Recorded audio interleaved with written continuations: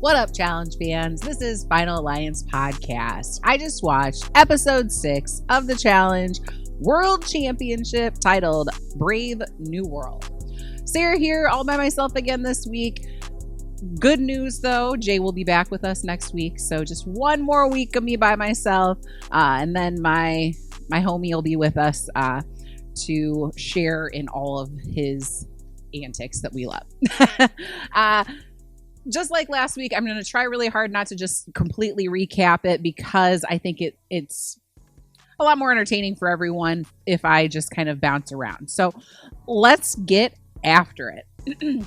Now, last week we ended on a cliffhanger. So Darrell and Kiki had the opportunity to pick whoever they wanted to go into the elimination against Wes and Zara because of the stalemate.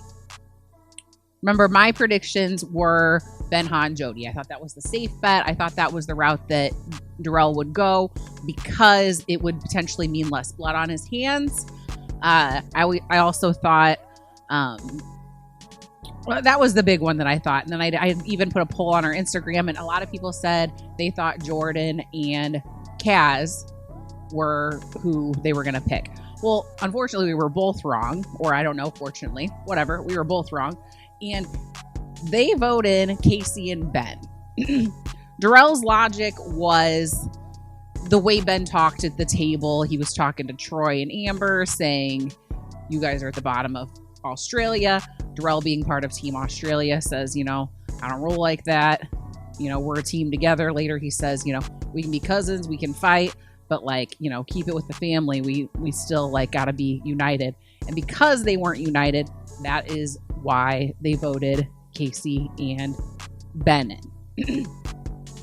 So now me, we've been through this. I'm a huge Wes fan, and I thought him and his partner have been amazing, but I was a little bit nervous about Casey and Ben just because they're both good competitors as well. So we go into this elimination. It's called a Herculean strength, like Hercules. One partner is holding, they have their arms out and they're holding weights. They start with 132 pounds and weights get added to them when their partner completes a math problem. There are easy math problems and difficult math problems. The blue equations are less weight and they're easier. The red equations are more weight, but they're more difficult. They're multi-step equations from what I can tell. You got to use your order of operations. Please excuse my dear Aunt Sally. Because of Zara's dyslexia and fear, because of that, she doesn't want to do the math. She's very worried about this. Wes is like, you know what? Look, I will do the math. No big deal. But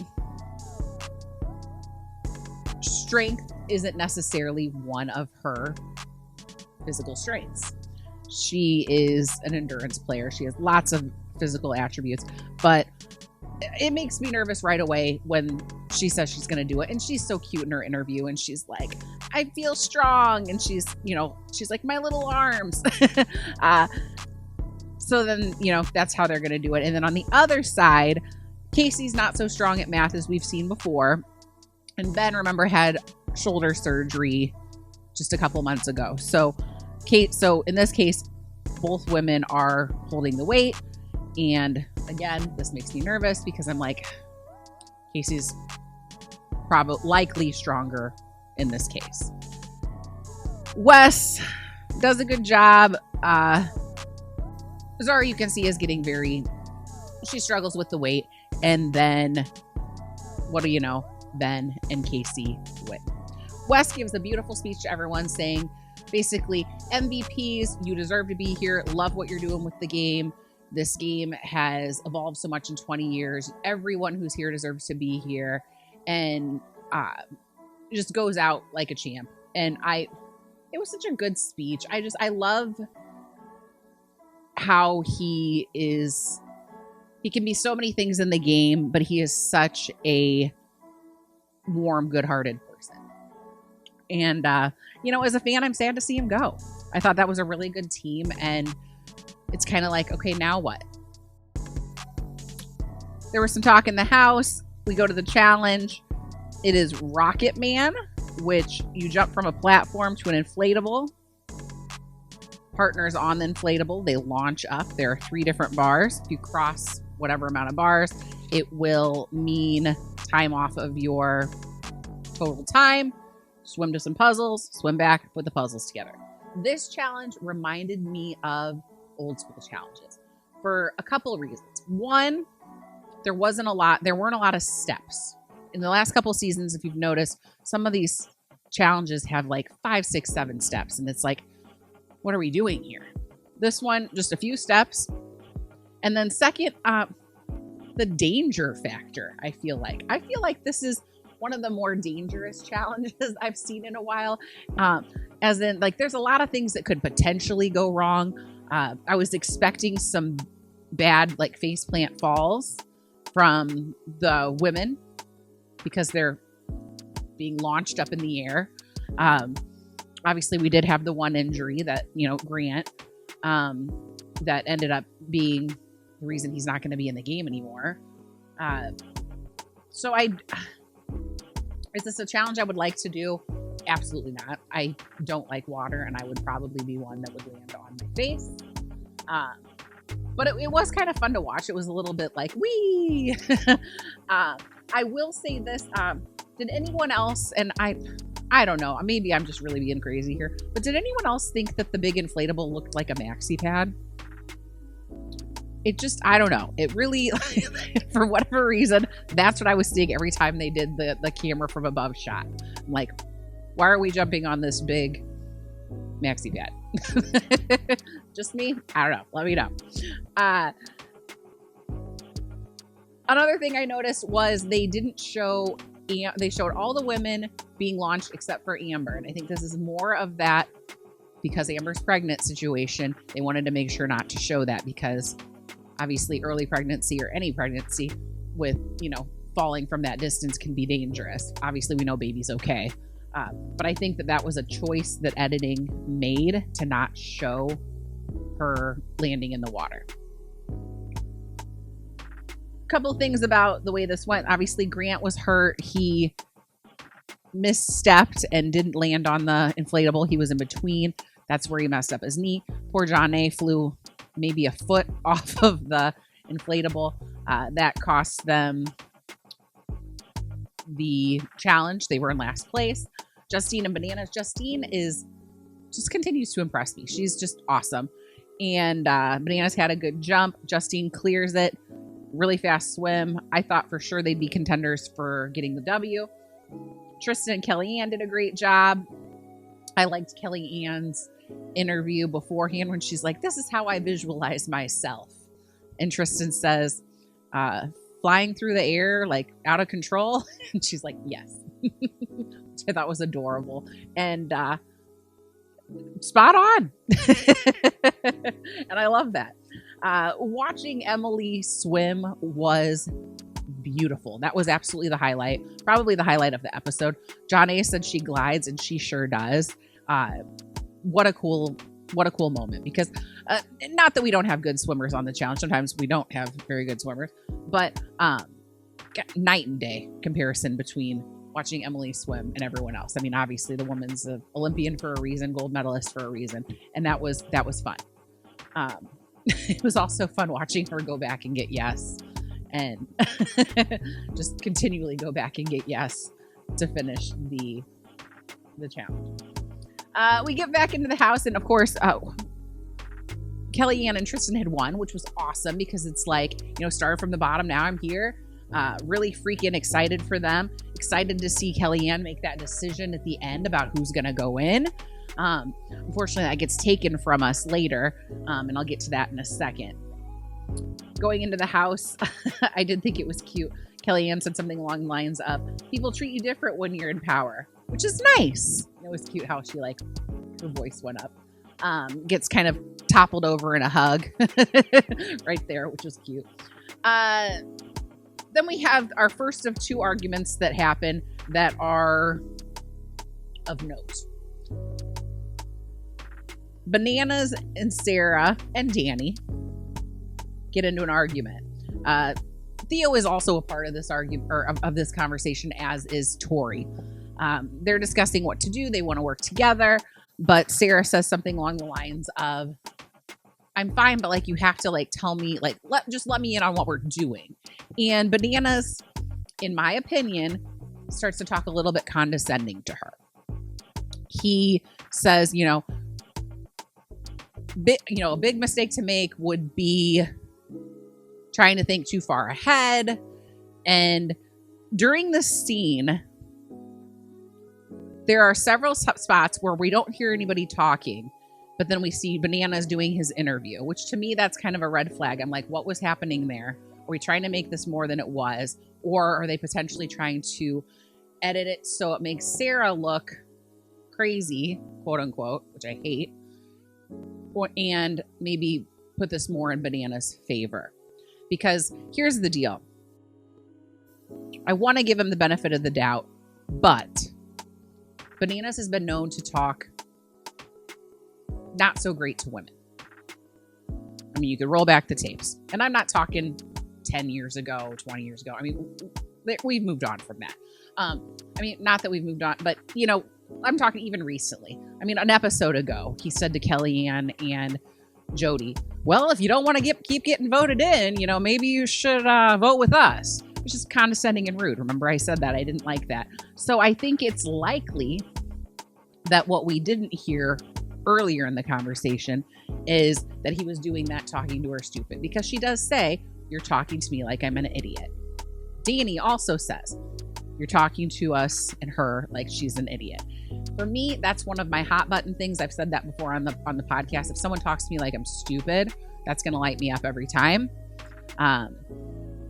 It's definitely a trigger. I think Sarah has the same trigger. And I appreciate very, very much that Sarah calls him on his BS and does not let him get away with it. I don't like the way he reacts to it. And I mean, to be honest, I wish Jay was here because Jay is such a Bananas fan. So we will talk about this next week because I really do want Jay's opinion on this. But to me, I think I might be done with Bananas. I'm tired of the way he talks to people, the immaturity. And now I'm getting to the point where just when someone irritates me, I start to like nitpick. It's like, I don't like the bandana with the Devon Sawa, mushroom haircut either. I don't. And he does bring lots to the show, but I might be out. I don't know. We'll see. Moving on to the voting, then Theo and Danny have a little bit of a disagreement as well. Danny and Tori can't seem to come to a consensus on who they're going to vote for. They know they don't have to worry about Jordan getting voted in because they've asked around the house. So Tori feels safe to burn on Jordan and Kaz. But as far as their other vote, they're not sure. And they kind of want to pass it to somebody else to, just think about it a little more. Kind of like when you're out to eat and somebody in the waiter or waitress calls on you and you're like, oh, can I actually go last? Because I want to continue reading the menu and make my decision while everyone else is ordering. That's kind of how I took it. Theo is frustrated, and Theo is seeing this as being a strategy to vote last so that they could potentially have more power as far as counting the votes to make sure things go in the favor that they want them to, which I fully agree with. This is a tough one because I really do see both sides of this argument. And it's also, there's another layer of it because Theo is Sarah's partner. Sarah and Danny are kind of thick as thieves in this game. So I'm very curious to see how this is going to pan out in the future. The voting does end up with Jody and Ben Ha and Yes and Emily in there against Grant and John A. Of course, we haven't seen Grant in a while. And I'm thinking the whole time this conversation is happening, this deliberation, that Grant's probably not coming back. And typically that means no elimination. So even though these conversations are being had, I'm still have it in the back of my mind that likely there's not going to be an elimination. Sure enough, we get to the elimination and we see poor Grant with crutches, leg all bandaged up. He has been medically disqualified and he will not be able to compete. Thus, also meaning him and John A is also disqualified. It ends their time there. TJ gives them a very good send off. Hopes to see them both. Says Grant is, a champ for not quitting, even though he had hurt his knee and continuing to finish the daily, which I absolutely hat tip to him for finishing that. That couldn't have been easy. That must have hurt a lot. And then I'm wondering, okay, well, is there going to be an elimination? Because we still have 2 teams down here. But nope, they're safe, all good. And I feel kind of cheated because I did want to see what Kellyanne and Tristan would have done. But that just didn't work out that way. So that's pretty much the episode. Again, I went through it quickly. Felt like this episode really started at a high note with the elimination, even though my boy Wes went home. But then it kind of, with there not being an elimination at the end, it was kind of like, wah, wah. But I do think next week we're past the halfway point. I think we're going to see some good stuff. I'm curious to see how the cards will lie and, see what happens. Because, dare I say it, I think maybe Bananas might be going in soon. I don't know. We'll see. As far as categories go, who won the episode? Oof. Who won? I could give it to Sarah. I might give it to Sarah for seeing it up to Bananas because that's not easy. That guy has been around a long time and he usually does not. People don't stand up to him typically, or it doesn't go well. So hat tip to you for that. So I think I will give Sarah the win on that. Appreciate that. Lost. I'll give it to Bananas. I didn't like him. He did well on the challenge. But I don't, like I said, I didn't like how he acted in that conversation. Just very like frat boy. Super not into it. Could have been Wes too, just because he went home early and that's unusual for him and it made me sad. Either of those, whatever. Let me know who you think won and lost the episode. Cringeworthy moment had to have been Grant's jump. I think, not only did he get hurt, but then John A didn't get put into the water. So that did make me cringe and I don't like to see anybody get hurt. Best line, I think, has got to be Kellyanne, where she said, people treat you different when you're in power, which is nice. Got a little bit of tea. So Nelly had to have another surgery. He's recovering from that awful car accident, and he's going to have a couple more surgeries here coming up. So continuing to send prayers to him. His GoFundMe has been, the link is out there if you want to help contribute. I know that he was kind of down because it's just, it's a lot to recover from. And I'm sure he is in a lot of pain and, we're thinking about you. Hope you get well soon, my dear. Another piece of tea, Tony and his fiance Alyssa, they've been engaged for 5 years. They have 2 children together. They finally set their wedding date, so they're going to be getting married in October. They posted these beautiful engagement photos. So very happy for the 2 of them. Congratulations. I bet those pictures, the wedding pictures, are going to be gorgeous. And lastly, and I'm sure everyone under the sun has seen this, but I have to share it because it's such good news. Wes and his wife, Amanda, announced that they are pregnant. They are due in September. I am just beyond words happy for the 2 of them. He said on this season that they were trying to start a family, and then on All Stars, he said that as well. I just know he's going to be a really good dad, And I mean, heck, his little speech at the end today was like a dad speech. So I think that's great. I can see him being like soccer coach. I feel like it's going to be a girl. I don't know. We'll see. And I just adore Amanda. I followed Amanda on social media for years, and she's so sweet and so responsive and just a wonderful human being. So I am just beyond words happy for them. So congratulations to Wes and Amanda.